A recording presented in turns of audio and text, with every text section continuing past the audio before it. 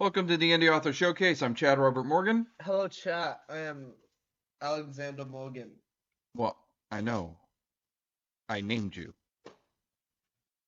I dislike you. For the record, your sister insisted on naming you Alex. Like, she put her foot down. He is going to be named Alex. I'm not mad about the Alex. That I'm okay with. What is it, the Morgan part? Yes! I can't help that. Change it back. What do you mean change it back? Change my last name. To what? Nothingness? I mean, that's what My people... mom's.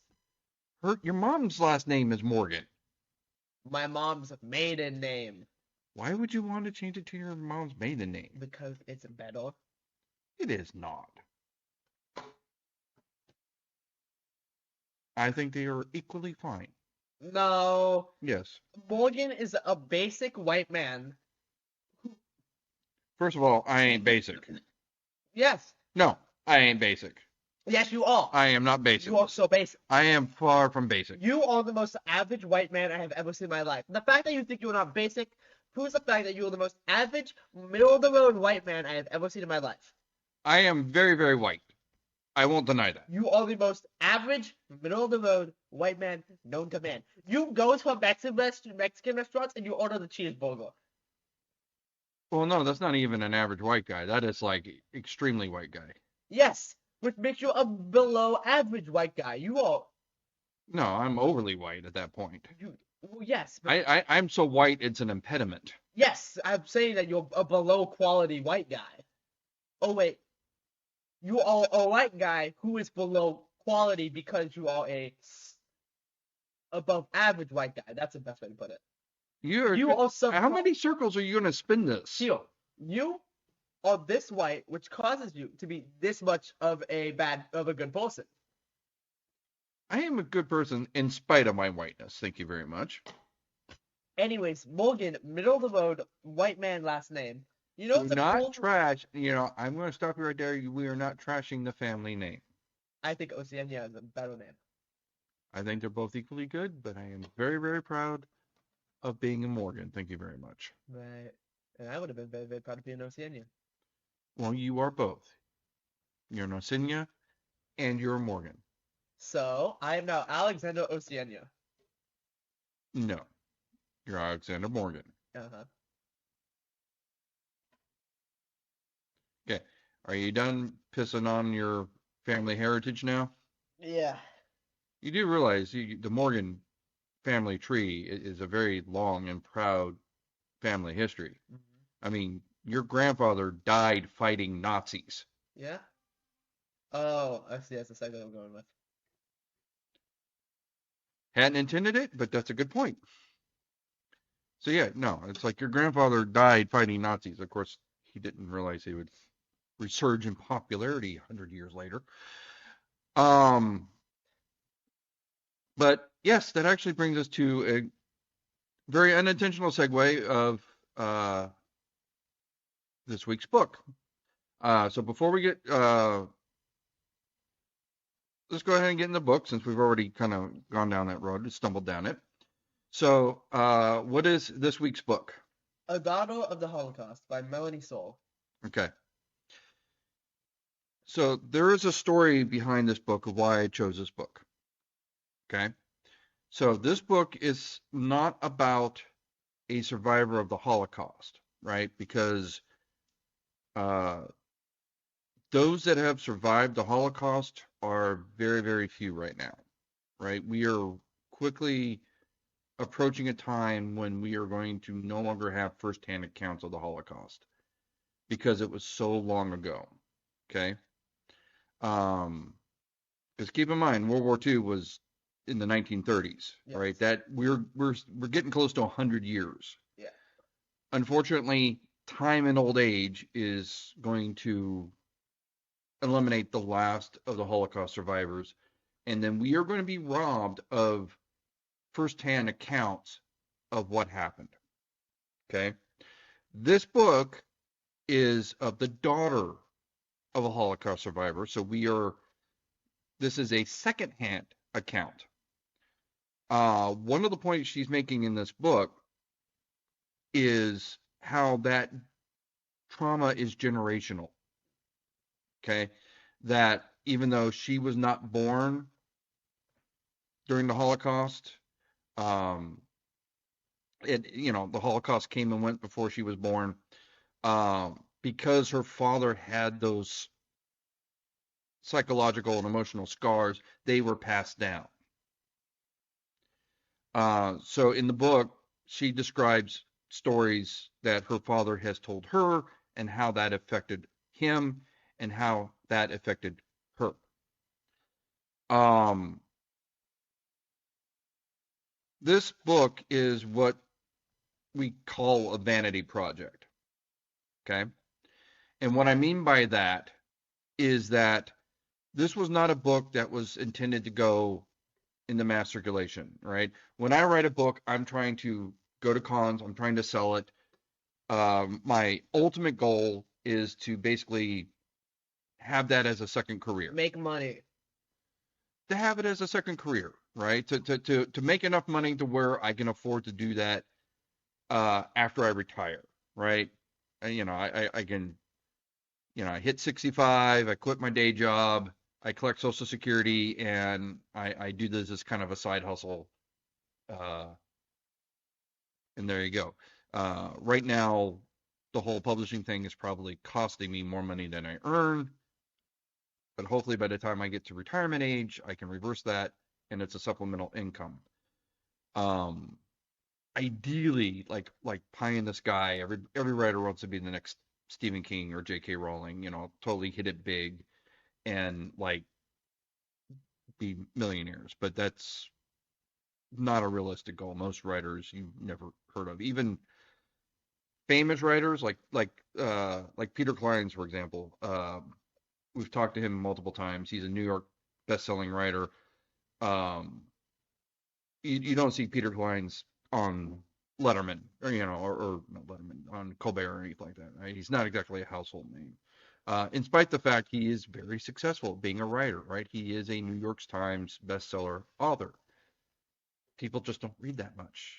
So I mean, it's as much of an accomplishment that is, and it's way more than what I have accomplished. It's still like there's me, Peter Clines, and then Stephen King's up here in the friggin' stratosphere, right? Um, she's not even trying to hit my level when in writing this book. This book was written for her to pass this information down to her grandkids. That was her audience, right? Like 12 people. That was it. That's all she wanted to do, right? The reason this came onto my radar and the reason why I decided that this was important. First of all, it's an easy read because it's like what, 50 pages? Yeah, Right. not even. Yeah, I mean it's not designed to be a full-fledged It's novel. 25. It's basically her writing notes to her grandkids, right? Um, but the reason why I thought this was important is first of all, as I said, this is recording history, right? This is secondhand account, but authentic accounts of the Holocaust. Yeah. But more importantly, is the reason this popped up on my radar is I stumbled over this news article by chance, by accident. I was flipping channels. I was on the wrong channel. I was actually trying to, I think, turn on CNN, and I was off by a digit. Um, and I was actually watching a Jewish news program, right? When she ordered these books for her grandkids, all the books have been defaced. Oh. All of them on the inside of the pages were written, anti-Semitic slurs and things like that all over the pages, every single one of them. Wow. Now, keep in mind, she's publishing this through Amazon, right? That she's printing it through KDP. She ordered copies for her immediate family.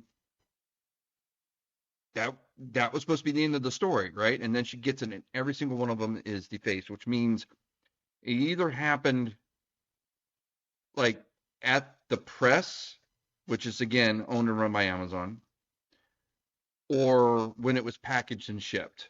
Yeah. which again was done by Amazon. According to the news story, there was an investigation happening trying to figure out what happened, right? Yeah. Um,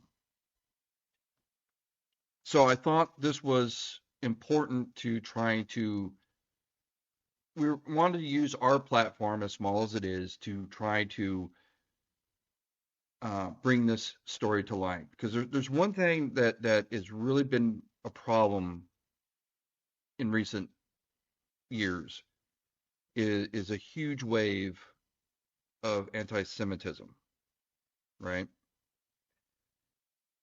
And the goal of the podcast is not to get political, right? But I think we need to, first of all, we need to do one thing is that we need to be able to divorce the people from the government. Okay. So like I'll say right now, like when October 10th happened, I'm obviously not a fan of what Hamas did, right?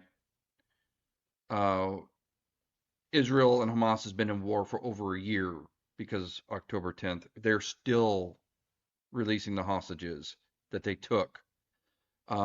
Today, as we're recording this, they were supposed to be releasing remains of hostages, the ones that didn't survive, right?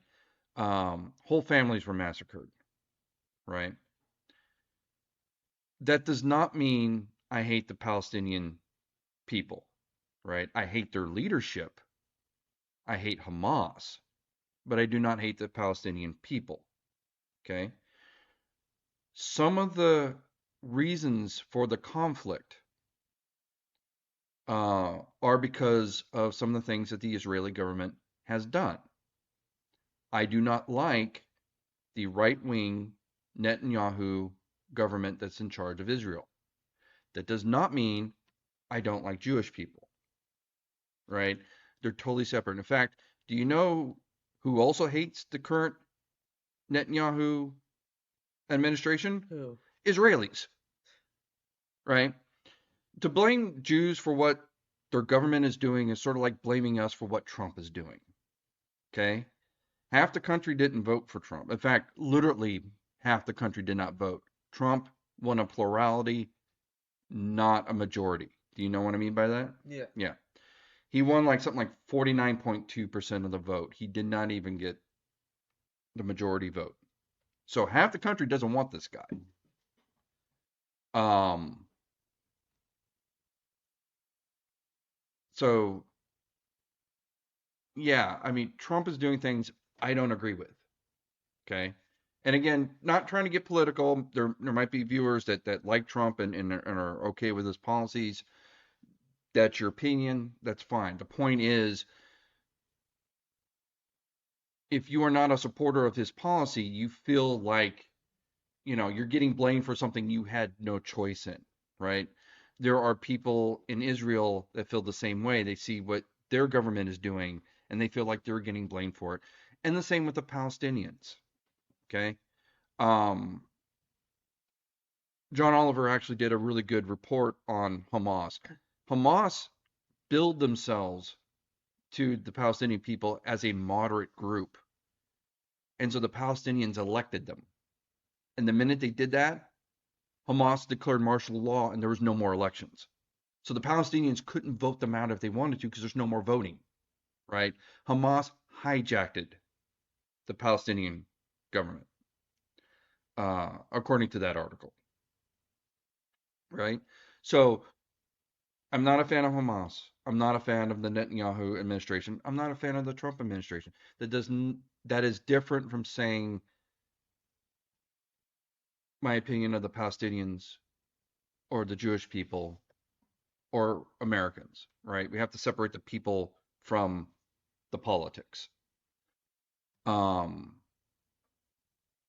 and what's happening today is that we're not separating that, right? There is reason to, um,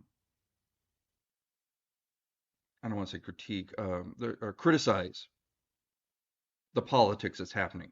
That does not mean that the Jewish people are lying about the Holocaust or that they're horrible people or anything like that. Um, any more than all Americans are horrible because, Trump is, you know, trying to separate kids from their parents when they come across the border, right? Mhm. Um, so yeah, there's, in my opinion, there's no room for anti-Semitism any more than there's room for anti-Palestinian sentiment or anything like that. So this was a case where this woman was just trying to do something for her kids, and for somebody, whatever reason, took offense to that just because she's Jewish. And this is going to be one of those times where I'm going to put my foot down and say my opinion's right. That's bullshit.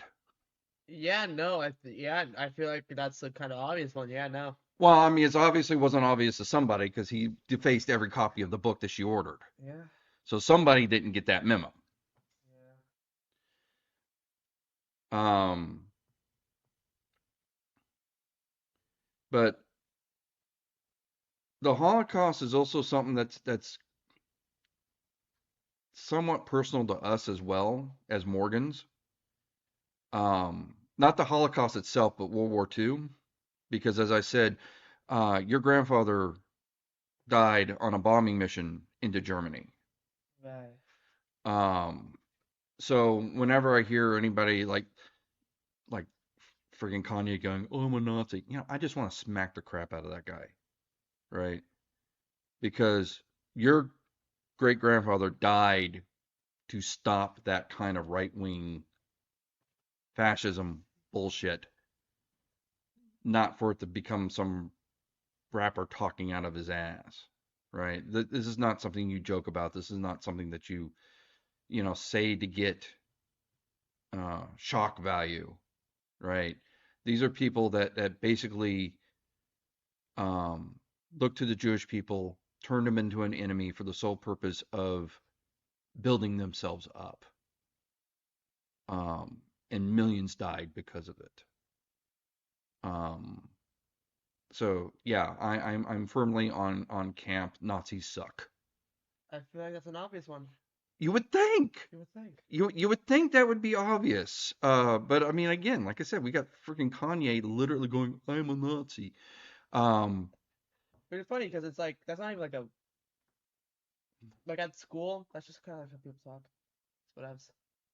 see, and I mean, and like I said, it's I take personal offense to this because again, we keep in mind that the sacrifice happened long before I was even thought of. Your grandfather, my father was a child when this happened. But that's why your grandfather was orphaned. Yeah. Um, because your grandfather and your great uncle Russ's mother died shortly after, and the two brothers were actually separated. Again, I'm recommending the book not because it's like the best written book ever or because it's so in depth. It's obviously not, but because I think this is an important footnote in history. Buy it. Why not? It's not an expensive book. It's not expensive. It's not big, but I mean it's definitely like I said, we're getting to the point where firsthand reports are not going to be available anymore. It's cheap, short, and powerful. Buy it. So now we're going to secondhand, and even then, I mean, like I said, this woman's a grandmother, so she's already um, in advanced years. So how much longer until we're down to third and fourth hand accounts because of just the passage of time? Yeah. So I thought it was an important story to bring up, and that's why we mentioned it. Right. So on that pleasant note, so let's talk a little bit about we've been gone for 2 weeks. Yeah. So we were gone last week because somebody procrastinated and then he got sick and then we couldn't record. Boo womp. But the week before that, where were we at? The con. I don't know which one it was. Seriously? Yeah. Creep IE. Creep IE. Creep IE. The premier Inland Empire horror convention. Yeah. So there was a contest to see they do this they did this last time too. It's a clever bit of marketing. They give the vendors each a unique promo code and they say whichever promo code is cashed in more, that person gets a free booth the next time. So the first time they did this, I came out of the gate strong. I had something like maybe 30 uh 30 codes used and everything like that. And so they announced it halfway, right? Like they gave the codes and then halfway before that in the con, they kind of give you a halftime update. And I was in the lead, was like 30. I'm like, oh, okay, great. I doubled down and everything like that. And um final tally, I got smoked. I tied for third. Two other people shot past me. Um I don't think anybody got into double digits, right? But I mean it was pretty uh I was pretty sad. So this time they came around, they handed out the promo codes. I'm like, oh, I'm going to hit the social media hard because I want that free booth, right? And halftime report came around, and I was way ahead at something like 60 Wow. codes, which was double what we did last time. So I hit it even harder. I'm like hitting all the socials, and thanks to everybody who used that code. But then something happened towards the end where I kind of shot myself in the foot. Is a week before the convention, they announced a new promo code that was going to support California wildfire relief. So I'm like, hopefully I'm far enough ahead that I've already won. And if not, oh well. And I started promoting the We Love LA promo code to support firefighter relief. Because as you know, Palisades Fire, burned down, Altadena burned down. Our friend Chris Williams, who does a lot of my cover art, his house burned down. So again, this is personal, right? So I stopped promoting my code and I started promoting that code. I don't know how effective that was, but that's what I did. Final tally came up, and I'm trying to remember the numbers off the top of my head, but I think we hit at like something like 135 promo codes, and we were second place. Top was something like I think about 160, 170. So third place was like 60. I mean, like we were just the two of us were way up here and everybody else is down there, man. I mean, we did an incredible job promoting the con, trying to get that booth. We did come up short. We did not win. We were second place, but it was a very respectable second place. And again, one of the reasons why we may have come up second is because we had a higher priority in promoting the wildfire relief. Right. So, sadly. But when Creep IE Aftermath comes up, we're going to need every one of you to support our promo code so we can win it for next year. Right. So, what is our convention list coming up for this year? I don't know. You don't know? Okay, well, right now we have 4 on the books. Yeah. Okay. Thanks to our friend Scott Harper. We know Scott, right? Yeah. He let us know about Vanille's Vampire Weekend. Yeah. So I believe this is the first time they're doing this. Right. So this will be March 14th through the 16th in Burbank. It's going to be the same convention center as Son of Monsterpalooza. Right. Okay. Follow that the same month, March 28th to 30th. We're going to be in Anaheim for WonderCon.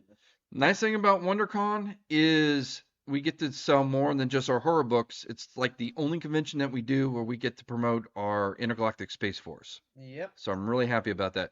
It's also one of the few times when we can meet other authors because last time there was a huge indie author presence. I mean, there were just rows and rows of us. I didn't even have time to meet all of them, Right.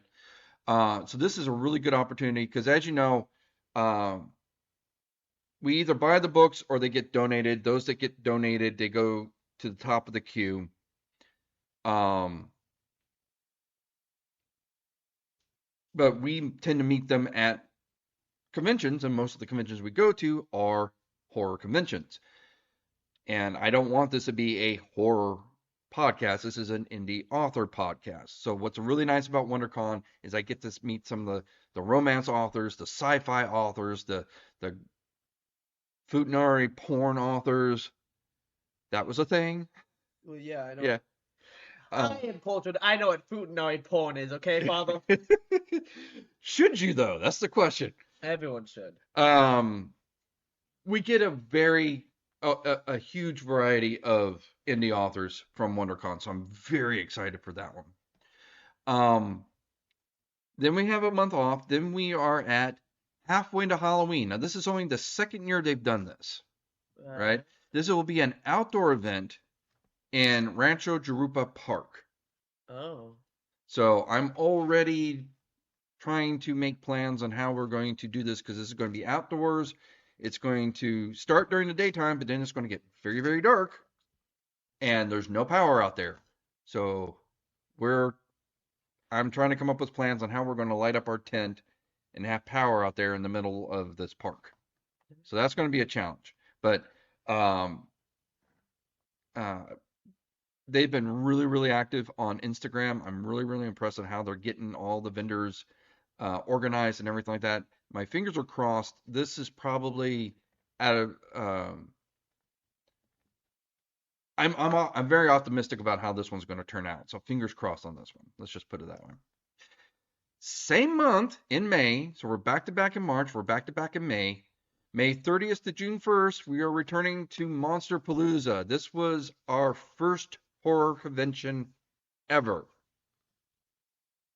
Wow. And we are returning to Monster Palooza. Was this be our third year It's now? so good. So 3 years at Monster Palooza. So I'm excited. Yeah. So don't forget to like and share. If you like the podcast, if you like the books we're talking about, please share the stories. Especially since, again, this one we've talked about a very personal and important story, I feel. Like and subscribe. Click the like button. You go, King. You pop off, Diva. You do you. Yeah, slay. Well, it's the Mel Brooks principle. If you like it, tell everyone that you know. If you don't, keep your big mouth shut. What does that have to do with me going, yeah, slay, Because I have no King? idea what you're saying. You So do you, Diva. Yes, you go. You strut down that walkway, girl. okay. I don't know why I said that. I'm going to edit that out because I have no idea why I just said that. No, keep it in. No. Snip, snip. Don't be a coward. I will be. Don't be. I will be in a huge chicken shit and cut that out because I look stupid. You dishonor your More so than normal. You dishonor your family. Says the person who wants to change his name. Huh. Shake my head. Anyways, with that, toodaloo chat. Bye.